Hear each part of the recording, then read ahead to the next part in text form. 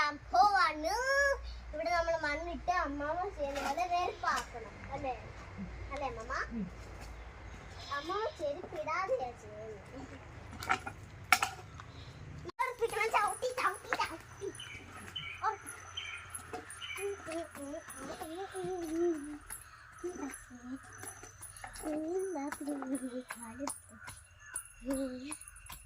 ഇതെന്തിനാന്ന് വെച്ചാ ഇവിടെ കുത്തി വെള്ളം ഒഴിക്കാതെ അത് ആ ഷീറ്റിൽ ഇങ്ങോട്ട് വെള്ളം വീഴൂലോ.